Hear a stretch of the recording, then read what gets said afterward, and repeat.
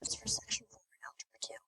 Okay, remember that when we do this, we have our vertex form right here and our x-intercept form right here. Okay, so today what we're doing is we're writing equations that represent the situation. So we're going to use those two forms to write them. Okay, this graph shows the parabolic path of a performer. So basically their path is following a parabola, which means it can be represented by the quadratic. Notice what it gives you. It gives you the vertex. The vertex is 50, 35. And it gives you another point. And the point is 0, 15. So it wants us to go ahead and figure out it lands in a net 90 feet from the cannon. So we want to know how high this is. But to do that, we need an equation. So we're going to use vertex form. I'm just writing it down right here. And we've talked about vertex form previously. Remember that the vertex, this is HK. And this other point is just some other point. It's X, Y. So we're going to plug in H is going to be 50, K is 35. The other point is going in for X, which is 0, and Y, which is 15. So Y is 15. I don't know A. X is 0 minus H is 50, parentheses squared, plus K is 35. Okay, so what I'm going to go do here is I have this portion right here, 0 minus 50 squared. I'm going to type that in a calculator. 0 minus 50 in parentheses squared. So that's 2,500 times A.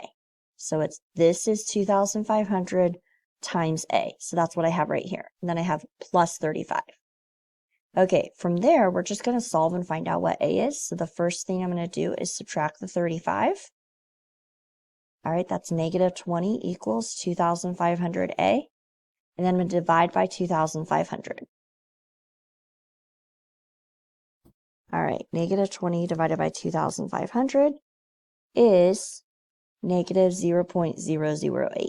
See your equation, the A value is right there. X minus the H is right there, plus the K is 35. So there's my equation. So what I did was I plugged in my vertex for HK, my point for XY, and I solved to find my A value.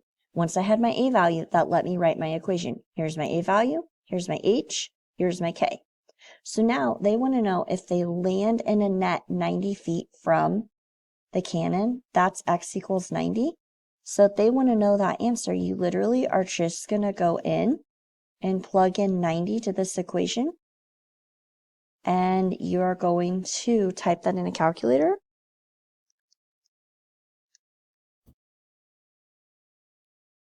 And I get 22.2 feet high is how high the net is. So we had to write our equation to be able to use it. Okay, let's look at another one.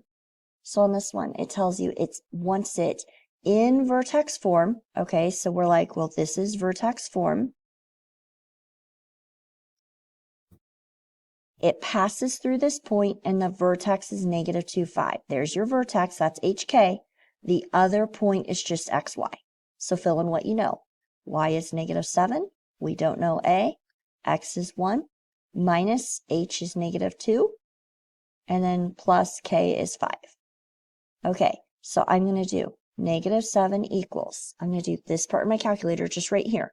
Parentheses, 1 minus negative 2, close parentheses squared. Just that part is 9, so it's 9A.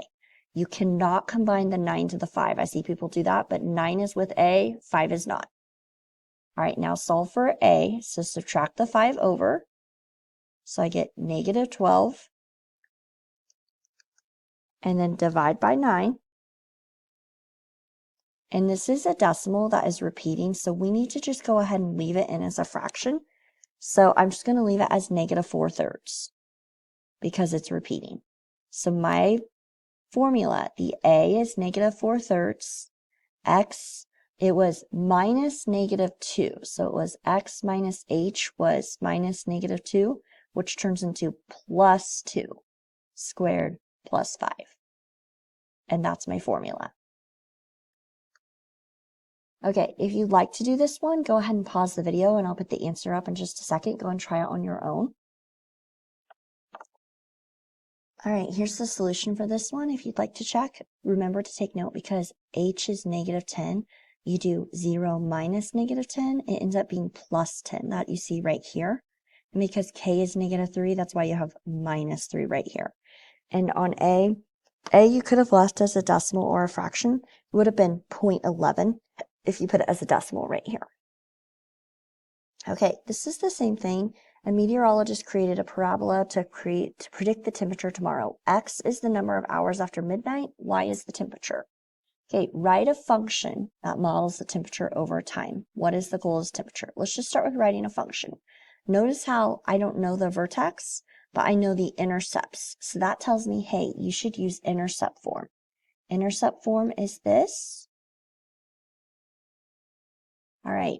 And when we know our intercepts, we know one of them is P, one of them is Q, and the other point they give us is XY. So Y is 9.6. We don't know A. X is 0 minus 4. P is 4, sorry. X is 0 minus Q is 24. And if you go ahead and you do the math on this, then this is negative 4 times negative 24, which if you do that, that's 96. So it's 96A. So to get A by itself, divide by 96, which is 0.1.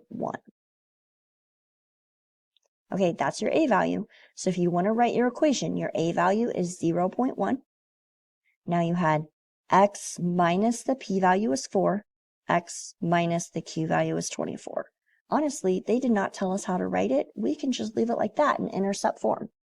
So they want to know, what is the coldest temperature? The coldest temperature would be the vertex. Remember how you find the vertex?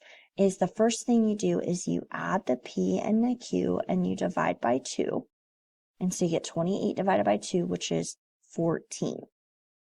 So you have the vertex starts with 14, but then you plug that back into the equation. So I'm plugging in 14 in for X. So I'm going into this equation. I'm typing in 0.1, parentheses, 14 minus 4, parentheses, 14 minus 24. And I get negative 10 degrees. So what is the coldest temperature? Is negative 10 degrees, and this is in Celsius because they told us. All right. Now it asks you for, what is the average rate of change in temperature over the interval in which it is decreasing?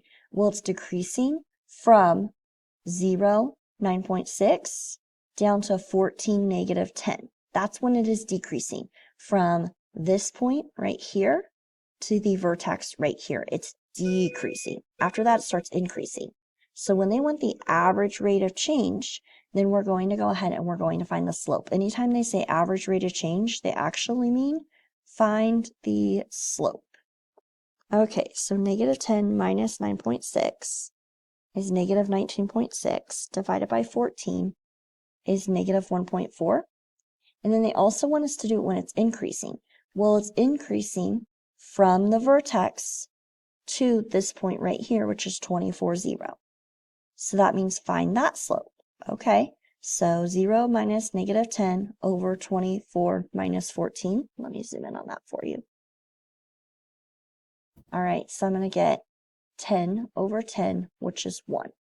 Okay, I'm going to say this out loud for you so that you can kind of hear it.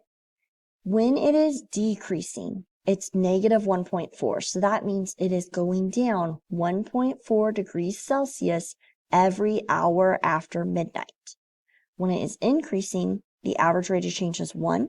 That means it is going up because it's positive 1 degree Celsius every hour after midnight.